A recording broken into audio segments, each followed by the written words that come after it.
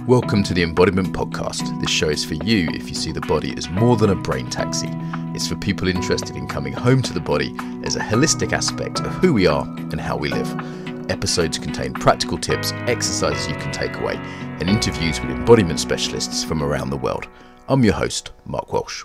On the show today, Dave Rock. So Dave has fascinating background in terms of performance, in terms of helping people express themselves, authenticity, comedy. It's kind of hard to explain a little bit what he does. I think it will come into it, and I suspect this will be a fun one. So Dave, welcome. Hey Mark, how's it going? Thank you. Great. You're in Ireland today, right? I am in Ireland right now. I'm right in the heart of Galway City. Yeah. Beautiful town. And how did you get there then? So today you're in Galway in Ireland. What's your journey specifically with the body? What's your journey with the body over your life? Over my entire life? Yeah, the brief version. Well, I was born in a body, luckily enough. So I kind of came fully equipped from the get-go. Like from that moment on, as a young man, I suppose I was quite reckless and abusive with my body, as a lot of young men are. And I was very interested in how much can I bruise myself and bash myself off of things, and, how many different ways am I willing to put my body on the line unnecessarily out of some weird idea out of what masculinity was. But I was always, from a very young age, I was always climbing things. And I was always trying to find ways to throw myself on and off of things in such a way where I was putting my body on the line in a way that woke me up and made me feel alive. And now that I'm becoming something of an old man, I'm a little bit more careful about the way that I do those things, but I'm still constantly looking for that place inside of me where my body, it wants to meet the world in a way that wakes me up to everything that's inside and out. And I have no preconception about what that's going to be from one day to the next. Right now, I've just discovered that I can do Qigong on my bicycle. Because I can cycle no hands. I can cycle no hands for a long time. It's beautifully balanced. And there's a whole bunch of Qigong routines that I can do just sitting up on my bike while I'm going along beside the sea. And I can also dance on my bike. So even at the ripe old age of 34, I'm discovering things that my body can do with me that they're so fulfilling. It's like I don't really give a fuck about my career or art or anything else that happens in my life. If I get to dance on my bike every day, that's kind of it, Excellent. Bicycle dancing. That could be the podcast episode title right there. I love the creativity of that. And you were kind of presented to me by Jamie Catto, who's been on the show, had a very popular podcast, one of the first ones. Mm-hmm. And he said, this guy's super creative, super alive. And, that seems to be something you basically help other people with, right? Like really coming from that place of authenticity and spontaneity. Yeah. I am really in love with what happens when people come home to themselves and realize they don't have to play any of the games that they thought they had to play in order to be who they are, in order to embrace their potential, that who they are in this moment is everything they have to give. And I'm in love with what happens every time we remember that. Now, I need to remember it myself every day. And I love to help other people remember that too. And what's the connection between the body and this kind of authenticity you're talking about? I think that not only is the body the space in which everything happens, the body it's the vehicle that creates our experience of reality, right? It's like for every human being, our life is an emergent property, something that like magically appears, an alchemical thing that appears in the interconnection between our flesh and the rest of the universe.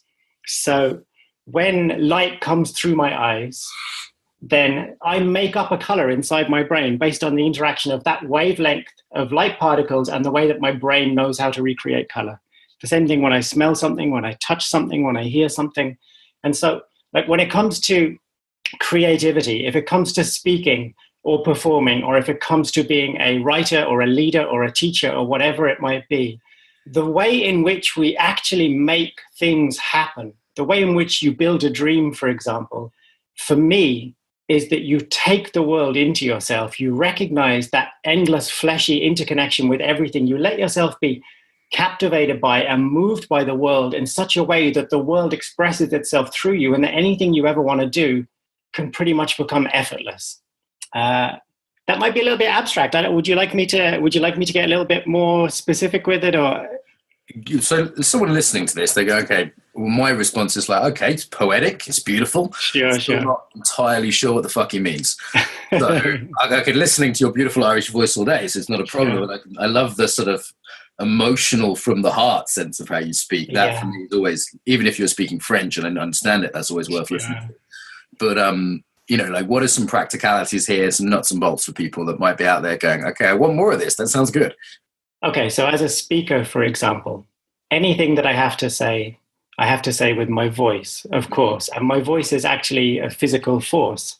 My voice is a physical vocal vibration. It's in my chest, it's in my throat, it's in my face, and then it's in the air. It's a physical vibration that is touching the eardrums of all the people in the room.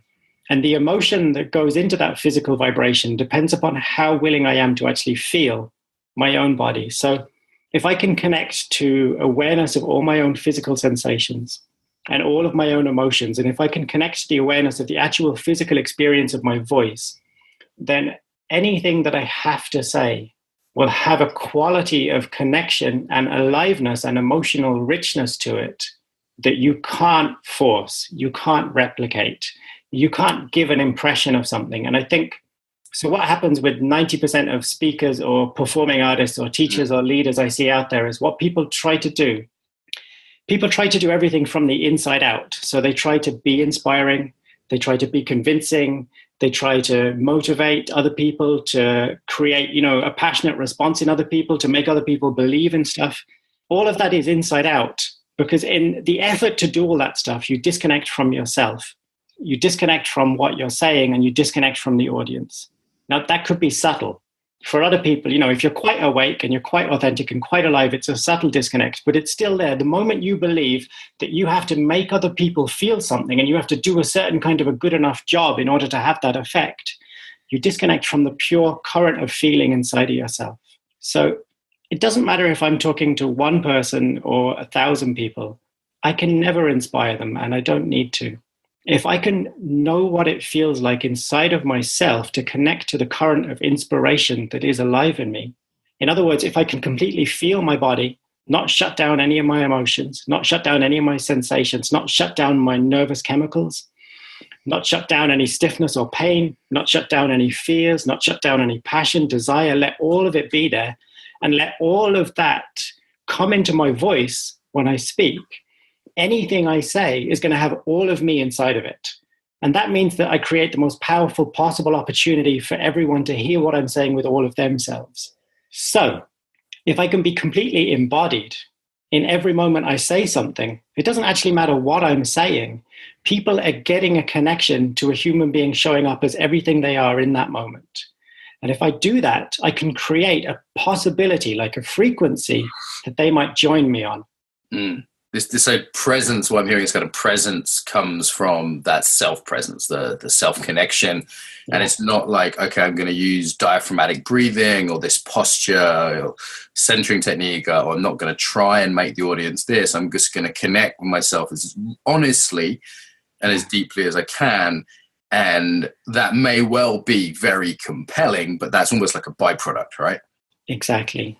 It's a byproduct. I don't ever have to have any effect on anyone else. If I can just really be with myself, other people can really be with themselves too. And then anything that we do share about is going to be 100 times more powerful, because the ideas are out there. You know, like, you want to know how to change your life? Spend 30 seconds on Google. Fucking right. Google knows. Enough TED Talks. Yes, exactly. How many TED Talks do we need? Why does anyone bother saying anything anymore? Like, why are we having this conversation? It does feel that way, doesn't it? Like trying to make an original contribution. I mean, even as someone with a niche and a real specialism that I love and I've really studied, it's like everything's been said, you know, like there's so much that's already out there. Yeah. And there can be this sense of competing with all that in the modern world, you know. I mean, let's talk real practicality. So I did a talk a couple of weeks ago, not even that, actually 10 days ago, Moscow State University, 200 pretty girls, about 10 men that looked like they could bite my head off, Russian bears, a little bit scary looking audience, you know. I know this is like the perfect cocktail of an audience to really have you at your best, loads of sexy. Absolutely. This is Russia, and Russia, baby. And my colleagues told me, look, this is my alma mater. Don't screw this up. Don't say anything too controversial. We know what you're like, Mark. Right. No pressure, but don't screw up. These are my colleagues that I love, and there's all these people looking at me, and I'm standing there and I've got my slides and I kind of got a rough idea of what I'm going to say. What's your advice to me in that spot? Because I think most people that listen to this, many of them teach something at some point. And if they're not on a stage now, they may well be in the future. So what's your advice at that point? Great. Okay, so I'll talk you through a couple of things in terms of your frame of mind, and then I'll talk you through a couple of things in terms of embodied practice. So number one, completely drop the idea that how well you do is a referendum on your value as a human being. You are not there. How do I do that? Because I get that and I love it. And I know I do my best work when I'm not attached to the outcome. And I don't want to get validation. I just want to serve and give the gift, But how do I do that when I'm hooked on the validation drug? I'll tell you. I mean, and here's probably if there's just one thing I could get every speaker or performer to do for the rest of their lives that would change the fucking world, it would just be this. Let me just come at it sideways. So first of all, how do we do that? First of all, we have to be completely okay with the fact that we do have a desperately needy, craving side to us. You've got to let that be there. You can't fight that. You can't beat that with a stick and make it go away. You can't spiritually bypass it. It's there. But what everyone actually does is people go around seeking and craving validation all day long, but they never let it in when it's genuinely offered because it freaks them out. Like the human body is like an electrical circuit, and too much love and affection, we're afraid it's going to blow us up. So when you see a performer on stage at the beginning of a talk, in the middle, if anytime they get a spontaneous round of applause, and at the end when they get their rounds of applause and even the standing ovations and whatever, sometimes watch their bodies. They don't let it in. They let it in. They don't let it in. They bat it away. They clap it sideways. They clap it back. They clap it down. They look away. If you look at people's bodies carefully, you can actually see the depth to which they might take it in. They might take it in as far as their neck. They might take it in as far as the chest. Almost no one will take it into the gut. And beyond that, almost no one at all will take it right down into the core, into the root, down into there, where your sex organs are, where your knees are, where your feet are. But you can practice allowing all that validation into you to that depth. It's nerve-wracking. It's vulnerable because you actually feel, you get a shock of a current of emotion when you feel it. And you have to practice. It's like doing press-ups. You have to practice being able to take more and more of it in. If you learn to take that in, if you can genuinely absorb it, you can walk around the rest of your time, the rest of your day, the rest of your life not being needy. Yeah. Those times when people are genuinely offering you the validation, soak it into every pore.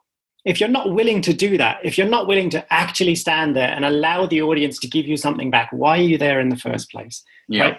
It's you're not saying don't need it because it's a human need. You're saying actually you really let it in when it's offered, and then you'll be less starving for it. Exactly. Never manipulate people to try to get it. Never play a game in order to try to get it. But when people offer it to you, take it. And when you take it, you always have more to give. You'll have infinite energy to give back if you actually take it in. And if you don't, you could spend the rest of your life doing incredible things and changing lives and always feel a bit empty and phony inside. I've met Olympic athletes or, million record selling artists and all the rest of it who never quite let it in. So I could definitely understand it's not really about the external. Is it addictive though? I mean, is there something there in there's something sort of ego inflating sometime about, I want more of this, that was nice. It can be ego addictive, but it's really only ego addictive if you only take it into a superficial level.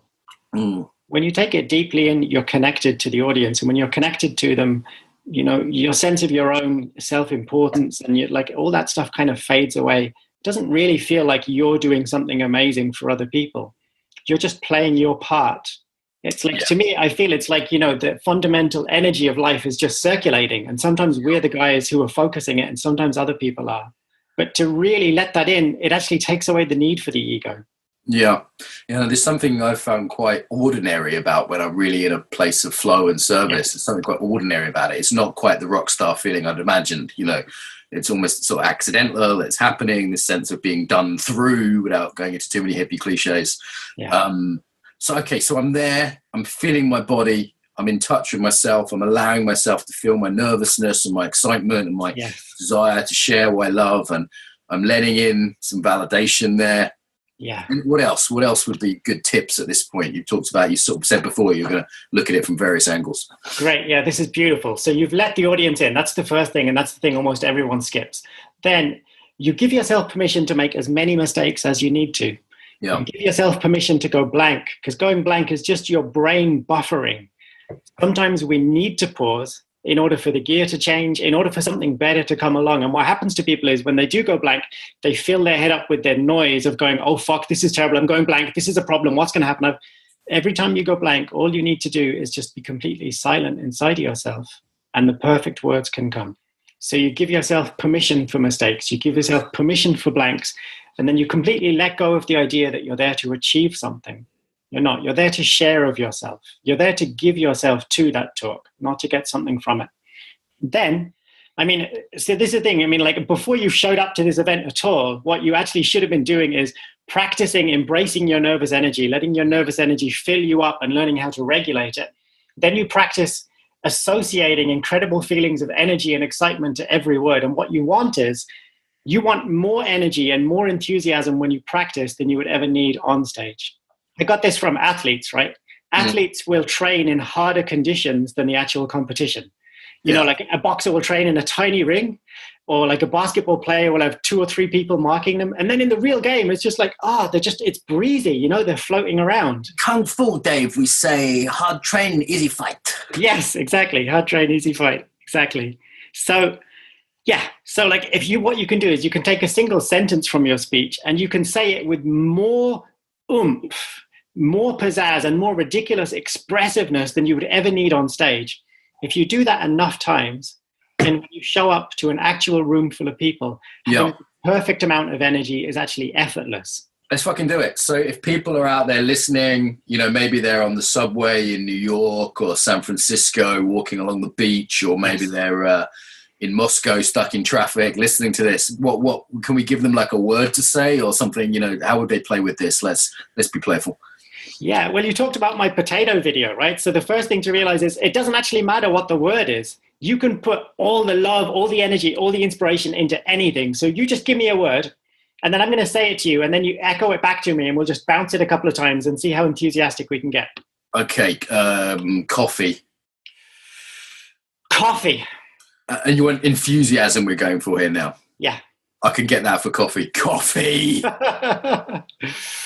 And each time what you do is you just breathe into your whole body. You notice everything you're feeling and you let that get into the word. There's no trying to make the word sound like anything. You're just feeling it as you say it. Coffee! Coffee! Coffee! Coffee! Coffee. Coffee.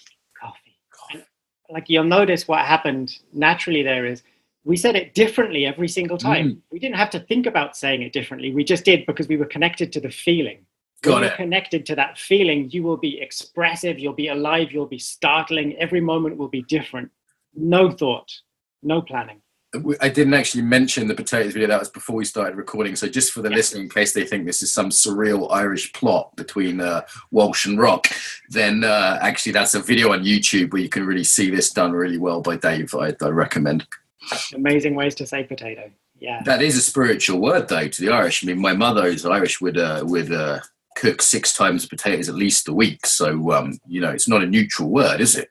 No, not at all. It's like right to the heart of their kind of mama love for the Irish psyche, for sure. Can we talk a little bit about culture? Because we don't have that. I think you're the second Irish person we've had on from an Irish background myself. The listeners are all over the world, and I'm very interested in culture and embodiment. And you know, it strikes me you're the sort of first really poet we've had on. We've had poetical people, but it seems like words are central to you. And I know in Irish culture, you know, there's so many great writers, and even just like when I've been, you know, you're in Galway, I used to work in the pub in Galway, and they're just average group of people bantering would be, there's a certain love of words and passionate words. Is that fair to say? Yeah, that is totally fair to say. Let me just come back to that coffee thing for 1 second, just to give people the context if they want to do that themselves again, and then I'll answer that. So if whoever's listening right now, whoever you are, wherever you are, even if you're listening to this 10 years in the future, if you want to just take that word coffee or the word potato or the word lemon or the word sex, if you just practice saying that word over and over again. And each time you say it, just see if you can let yourself feel the word even more and give even more of yourself to that word. You'll find that if you do that enough times on enough days with enough energy, and it could just be 2 minutes a day, pretty soon you'll start to feel a level of confidence and freedom in expressing yourself that will really blow your mind. Over a bit of time, you will startle yourself with how you come to life in the way you speak. Just by giving everything to one word again and again and again. And it doesn't matter what the word is. And pretty soon you'll stop worrying about whether you have the perfect sentence for the perfect moment and, like trying to plan it all through and control the way that people respond to what you say by making the perfect impression. You'll really realize that all you need to do is give yourself to it, and everything else can flow from that. So we start with one word, and then just learn that skill, build that muscle of really deeply feeling and freely expressing. And then that just transfers to whatever we're saying. So we don't have to kind of work out the perfect sentence structure or take out all the ums and ahs or whatever, because it's just naturally there. What we say doesn't matter half as much as the feeling with which we say it. Yeah. I've done the same poem twice in front of different audiences. One time the audience was so captivated and so with me, and the other time they were so bored. Yeah, I've learned this with interpreters. I work with interpreters a lot abroad, and I'm getting 90% of the reaction is before they actually translate. Yeah. And the translator sometimes is put off. They're like, people are already laughing at your joke, but they don't speak English. I don't understand. I'm like, yeah, because it's fucking, the feeling is funny, Exactly. Yeah. So they take a single word, and then after that single word, they could pick a single sentence and say the sentence 10 times a day with as much energy and love as they can, and say it differently every single time, and then a couple of sentences, and then start to just speak freely and make stuff up on the spot just for 3 minutes with as much energy and love as they can, and be willing to surprise themselves. And pretty soon, you're going to feel like a totally different person when you speak. And I also hear you talking about variety here, because what I tend to notice in myself and in others, students and just people I see, is that they kind of get stuck in a body. Yeah. It's like they're stuck in the aggressive guy or the clever guy or the sexy guy or the funny guy or whatever. And there's one body, and then all the words come out and they all sound kind of boring, because it's like a meal where everything tastes the same. It's like a mush meal. Everything's been blended into a paste of one particular colored paste or flavor paste. It's green pea colored goop, as opposed to a meal with different parts to it, and there's meat and potatoes and peas and there's fish and salad or whatever. Do you know what I mean? Like, there's something about variety that is compelling, and not just being like this monotone of an embodiment. And I think that's a real killer when it comes to speakers and teachers as well, especially people who identify as being a bit spiritual. Really get into the kind of like, oh my God, I am spiritual voice, Dave. Do you know spiritual voice? I will now show you how enlightened I am by speaking in a monotone for hours. And I think, like, for me, the perfect role model for speaking in terms of depth is the ocean. Sometimes the ocean is totally still. Sometimes it's really wild and stormy. Sometimes it's frothy and playful. Sometimes it's choppy. But you never doubt that the ocean is deep. The ocean's not trying to demonstrate it's deep. It's just being whatever the fuck it wants in any given moment, right? It's not trying to prove itself. And it's not playing a role. I think human beings could learn a lot from that. Like, the really enlightened teachers I've met were mostly funny. Yeah, true. When you talk about like being like the ocean, though, there's something very charming in that. And I spent a bit of time in Ireland, and the thing that, just to return to that theme, that disturbed me most was I saw charm and the poetic, which the Americans nearly always fall for horribly, like a bad David Whyte poem, used almost as a weapon. Yes. Like, used as a way, and it would be like the poetry and the depth, or the appearance of depth, and the charm. And I have this in myself, so don't feel like I'm criticizing you. I got my granddad. And it's like, I noticed that in myself and in others, particularly in certain cultures, for example, Ireland, and that ability to be sort of charmingly deep. That's almost like second matrix manipulation. You're totally right. And I think any of us who are good at that can slip into it at times. I used to use my seductiveness, my ability to be poetic. I used to use it an awful lot to get ego gratification, you know, to make people fall in love with me a little bit in the moment. When I was performing, I used to really want that like sexy feeling of, oh my God, I'm such a passionate, eloquent man. Look at how people are hanging on my words. And I used to do it with pretty women. But like, yeah, so the thing is, if I'm really inside my body, if I'm really attentive to myself and I'm really connected to the other person, anytime I do slip into that, I start to feel disgusting quite quickly now. Thankfully. So even though part of me would still want to tip into it sometimes just to get that ego kick, I tend to notice pretty quickly that something feels really off. Because there's a sort of near enemy, isn't there, of kind of depth? Because depth is so charming, kind of charm becomes a sort of impersonation of depth, right? Exactly. And I think, you know, every human being is gifted. Some of us have stepped into our gifts more than others. And when you have stepped into your gifts a lot, it can be quite easy to turn into an impersonation of yourself some of the time, because you know that it works. Oh my God, when I'm inspiring, people love me. That means I should be inspiring all the time, and then I'll get more love. So I think we can all slip into that.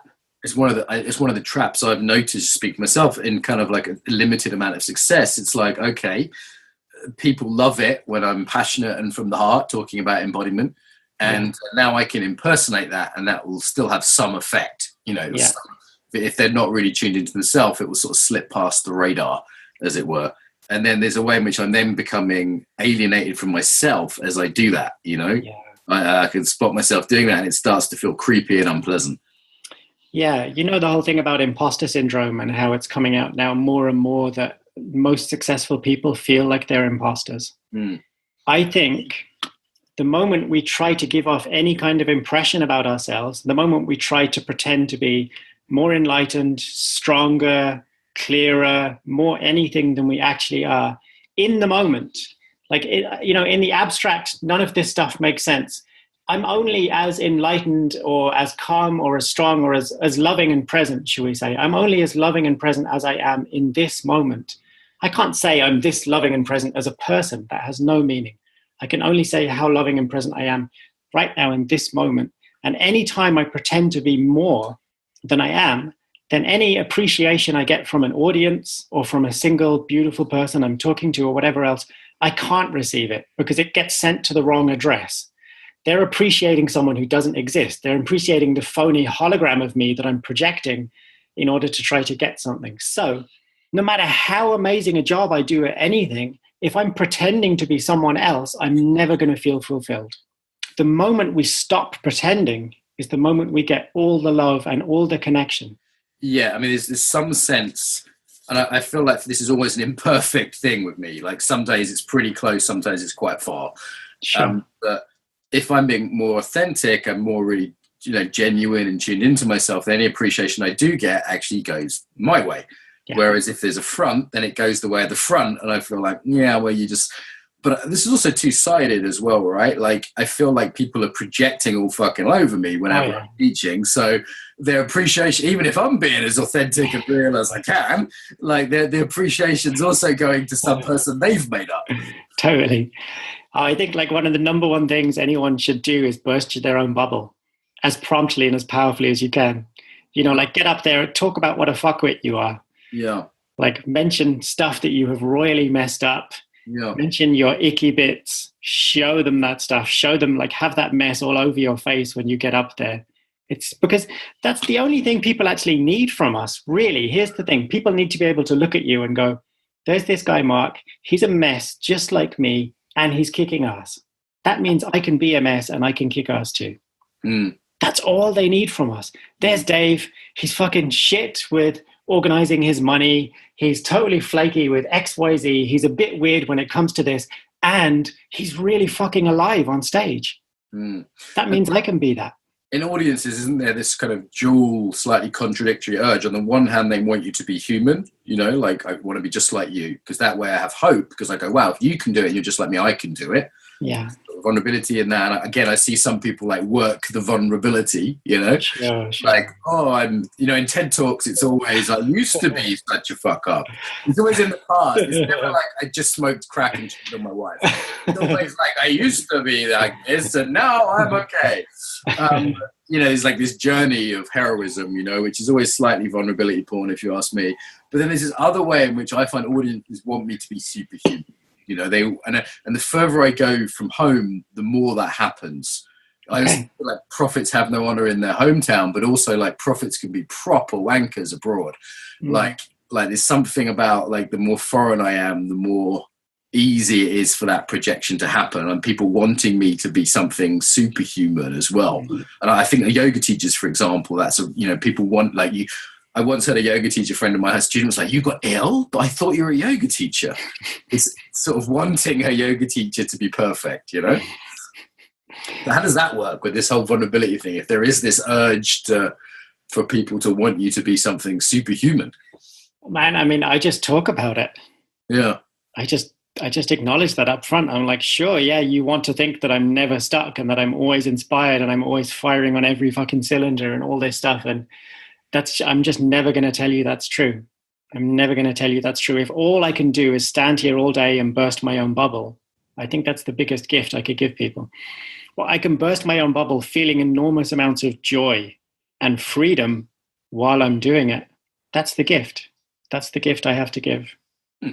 So who pays you money, Dave? Who's actually employing you sort of day to day? You're doing sort of corporate stuff. You're doing courses for creatives. I want to kind of get a bit of because I've not, most of the guests I've seen work and you haven't. I just came on a recommendation. What does that look like? Sure. Yeah, my life has been all over the place in the last couple of years. I mean, like I might be working with a comedian or an actor on their one-man, one-woman show. I might just spend a couple of weeks with them, like going deep into finding the pure potential of each moment of their material, getting them into their body, getting them into the moment, getting them flowing. Or I could be working with like a corporate team, helping the whole team with their communication, with their flow states, helping them with their ability to really make their messages come alive. I'm working with asylum seekers a lot. Right now, I'm helping asylum seekers to step into the stories that they want to share with Irish people. And also I'm helping them to step into the conversations they want to have with Irish people, because it can be a bit othering sometimes, with people who've been through a lot of trauma where it's like, let's put the traumatized people on stage and then we can all look at their stories and feel compassion. But let's talk about how fucked up all the Irish people in Galway are too. So I'm involved in a couple of projects that are looking at having those conversations going both ways right now. Interesting. That shared embodied experience can be very humanizing, can't it? Yes. And let's talk about the corporates then, because I do corporate work myself. Is it possible to be authentic in the corporate world? Do you know what? I don't know if I'm just incredibly lucky, but the people who hire me seem to want what I offer. Like I have my preconceptions. Before I get into the room with them, I might think these guys are going to be a bit stuffy. They're going to find me a bit too weird. The moment I'm in the room with them, it never turns out to be true. So far, I work like with my shoes off. And I just get like, but a big part of the reason why I love teaching is I just think of weird shit that I want people to do and I tell them to do it and they do it. And I know it's going to transform them, but I'm also just entertaining myself at the same time, but wherever I go, people just seem to go with it. And I think that's because I give myself complete permission to be who I am, even if it's squirmy. I'm always amazed at how much some of my corporate groups I work with will go for it. Particularly if it's a good reason and B, I'm kind of giving myself permission, training with my shoes off and in some ways entertaining myself, but in service as well. That sort of nice combination. And I do see also just people caught in a very difficult situation where it is hard for them to be real. I mean, maybe it's, let me play devil's advocate a bit here, Dave, and I could be on the other side of this interview. So, don't hear this as unpleasant. Can, someone that's boss is in the room and is lies in the company and maybe people aren't necessarily connected to what really matters to them and there's politics going on, this game is being played, many corporations, some of this combination is true, they're maybe not in such a liberated position as we are, right? At the end of the day, I say what I want on the podcast. It doesn't really matter if I lose a listener, but it's not like my boss is looking over my shoulder.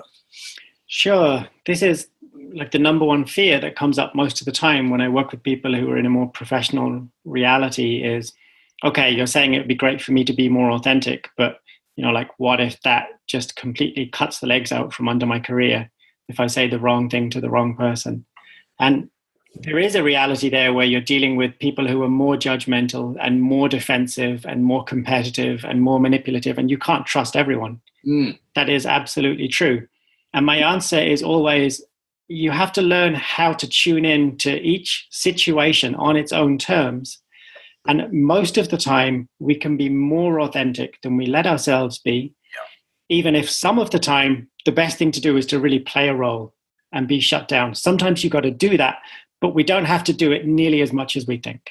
Yeah, people over-police themselves, I think, in many, many areas of life. And I think culturally, this is another piece that the Irish can bring to the world. The Australians a little bit too, is that sort of policing South Africans. There's a few cultures that police themselves less than almost anywhere else in the world that I go to. Kind of often the kind of English speakers, but not England, where there's a sort of less self-policing. The Americans super self-police, the Russians do. And obviously I'm generalizing here in a crude way, but there are cultural norms here. I mean, can you be too authentic? Because that's most people's fear, isn't it? That I'm just going to walk into the office and say, nice tits, Susan, and get fired by HR, Sure. Like, can you be too authentic? I mean, it depends on the consequences that you're willing to face, right?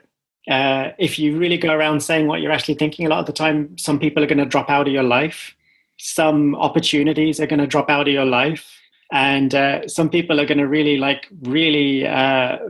tell you to shut the fuck up. Some people are really, really not going to like it. I think it's up to you to decide in each moment, do I want to deal with the backlash from this or not? But also, like we've talked about using vulnerability and presence and all that stuff as a kind of manipulative game. You can turn your authenticity into a kind of oppressive thing that you hit people around the head with as well. Oh, I'm just speaking my truth. I want to go. If I want to say you've got nice tits, why shouldn't I? I'm a free man. Just being rude. You're just being rude. You're just being a dick. So, authenticity is not just about saying whatever we want and doing whatever we want all the time, because really, when you are being authentic, you're being tuned in and sensitive to other people. Right. So part of that authenticity is going, you know what, this doesn't feel good because she's going to freak out. Or actually, I'm really in danger of losing my job right now. And not actually as a sort of paranoid fear, but of just the most authentic thing is to keep my mouth shut. There's a different kind of authenticity than I just have to, like a 2-year-old who has to blurt out whatever they're thinking. There's a choice in every single moment. I mean, I might feel like jumping up and dancing on a bin later today, and some people might really not like that. I just get to decide whether I'm okay with that in that given moment. Some people are going to be upset no matter what we do. Some people are going to hate us and be offended no matter what we say. So it doesn't matter how hard we try to fit in and tick all the boxes. Other people, are going to be pissed off. The question is really, in this moment, am I making a choice that feels kind and loving and respectful to myself and to others? And how much of their bullshit am I willing to tolerate? Say cunt, I dare you. Cunt. The American audience is getting a bit large for the podcast. I need to trim it down a little bit. So, okay. A few more cunts, that'd be great before the end of the episode. Sure thing. We could play the game with the word cunt later. Once there's a game with the word cunt, we've only got 50 minutes. Let's play it. I meant like what we did with coffee. We could just say the word cunt with more love and enthusiasm. Yeah. That's quite interesting, isn't it? We better dress this up. We're reclaiming it for the spiritual core of beauty. I mean, a lot of women I know love saying that word. To them it is beautiful. Yeah, there's a reclaiming there, isn't it? There's a reclaiming. Yeah. I mean, when we think about becoming more authentic, we come up with a million reasons why we shouldn't, that are mostly to do with some kind of a punishment, like a withdrawing of a reward or some kind of a lashing out that's going to happen to us. But here's the thing. That's all about rejection, right? It's all about avoiding rejection. And what happens is, in seeking to avoid external rejection, we preemptively reject ourselves for our entire lives. Okay, say that again. That sounds like some profound shit. So say that again. Yeah. So every time I try to avoid other people rejecting me for anything, I end up preemptively rejecting myself for my entire life. So I walk out the door having preemptively rejected myself. If I work in an office and I constantly censor myself out of a fear of other people's responses, I have preemptively rejected my actual being. Talk about alienation, right? You're disembodied. This is part of disembodiment, just to bring our main topic back. Like there's a disembodied, there's an alienation from saying, you know what, this is true, but I'm not going to express it. I'm not even going to feel it. And you're cutting off, in that moment, I'm cutting off from myself, right? So I'm not getting I might be trying to get the love from others, but I'm never going to get it because I've already cut it off. I've cut off. Exactly. And the thing about that is, we may end up not like getting any strong backlash from anyone, but we never get any strong love from anyone either. Because the people who really want who you are, they can't find you if you're hiding. Yeah. I mean, I always say, if you speak the truth, you'll have less friends, but better friends. Exactly. Like if I speak the truth to my clients, I'll have less clients, but I'll have better ones. I'll have ones that actually love what I do and are willing to pay me for it. And I enjoy working there and people get a lot from it. But I lost that client that it wasn't such a good fit for. Exactly. There was a while back, there's a client I really didn't like working with, but I contracted. I thought, I better see it through. And I wasn't really speaking the truth to them or being authentic. I was just trying to get the job done and get paid and go home and not work with them again. And I ended up putting something out there online about them that I thought was private, and someone screenshot it and shared it to them. Oh. And it didn't name them by name. I wasn't that unprofessional, but it kind of, they guessed it might be about them. Yeah. And then I get this email that's super angry saying, is this about us? And, they're pissed. And you're basically saying, we're never going to work with you again. And it was such a relief. Yeah. It was such a relief. It was like, I said, yeah, it kind of was, not just, but sort of, and which is true. And you know what? I appreciate all the work you've given me over the years, but I guess this is the end of our working relationship. Yeah. Thank you very much. I felt lighter immediately, even though I lost God knows how much future work. Sure. You also set them free to find a trainer who actually really, really wanted to work with them. Yeah, my feedback was going down. Literally, it was measurably going down in terms of the feedback, even though the job was pretty easy. I thought it was just a cash cow, And and after that, they're freer, I'm freer. The world just got better. And I feel like I'm pretty authentic and pretty outspoken compared to most people, because there's something about being okay with the consequences. We're talking about courage, right? And it's I remember when I realized did martial arts and I took a beating a few times and I went, well, that's not so bad. Yeah. Worst case scenario, someone's going to punch me in the mouth. Well, that's happened to me already. Yeah. Or I lose some money. Well, I've been poor. That wasn't so bad. There's something about being okay with losing the money or the friends. I've been on my own and not been liked. I didn't die. I've actually learned to feel quite blissful when I'm attracted to someone and I tell them, and for whatever different reason, they say no. You're more enlightened than me. Tell me about that one, Dave. So. I just love the fact that I have been true enough to myself to tell them. That's the goal for me. The goal for me is just to tell them. And I feel so I've actually ended up dancing around the room after someone said no to me. I have had experience. I remember once I was in Brighton and there was a girl. I said, look, I've been seeing you in the gym for 6 months. And I'm changing gyms. And before I go, I just wanted to say, I think you're so beautiful. It was really from the heart. And she turned around and said, Mark, I'm a lesbian. Yeah. And I just went, fuck. And I knew she was telling the truth straight away. And I went, and it was like this brick wall. I've got no chance here. Yeah. I'm not so cocky, I think, anything else. But then I just went, you know what? I'm so glad at least I said it. Do you know what I mean? Yeah. Before I left that gym and had this little secret that I'd always see this girl and thought she was nice, And actually she ended up giving me a friend's phone number in the end. So it worked out. She said, oh, well, but my friend Sarah's free. You might like her, because I said it just really honestly. And you had the courage to take it really well and just went, thank you so much, but I don't like men. Yeah. And it was actually quite liberating, I think. Yeah. That's exactly it. That's beautiful. And she must have felt something good from you in order to give the number to you, right? Yeah. I mean, she was referring me. Exactly. She was passing you on. Do you mind if I just roll with that for a second? Go.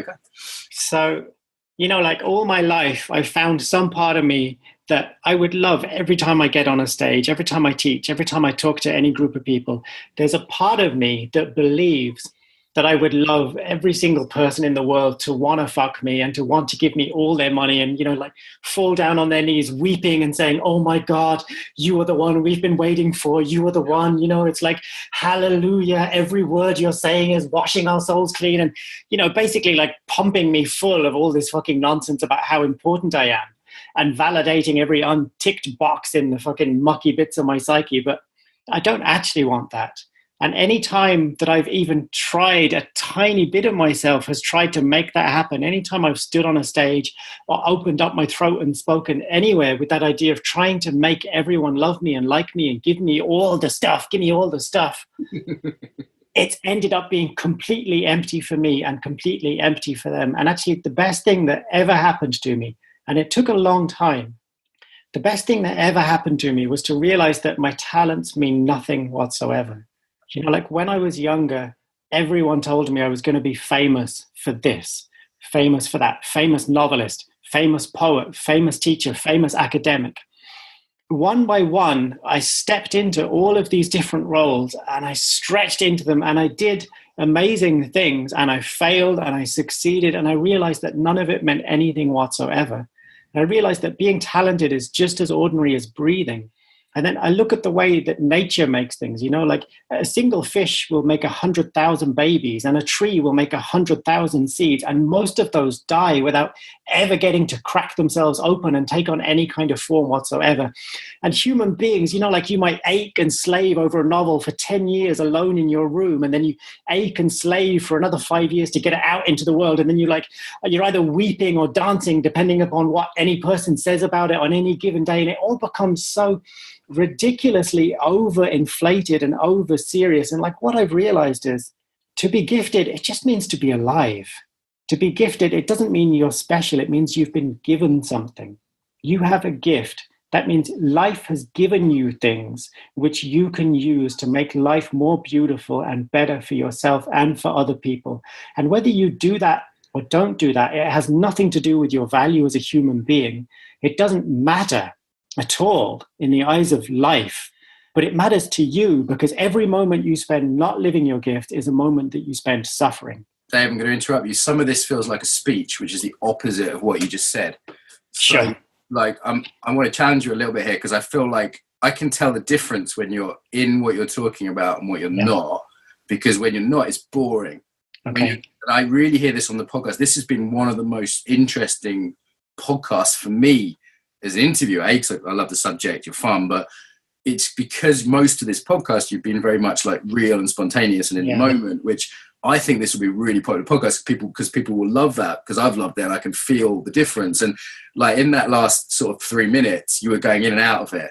I got caught up. Yeah. See what I mean? Like, because I don't say this in a mean way, but it's like, because I feel like this hour, a greater proportion of it has been real than many, many people I have on, and they look good on paper, and then they come on and do a speech. And they've got and listeners will hear this as they listen to the podcast. They'll listen to the speakers who are live and the ones who are giving talks. And it's dead. Do you know what I mean? So I hope that's not too challenging, because it felt to me you'd slipped a little bit into the opposite of what you'd been talking about and had been embodying up to that point.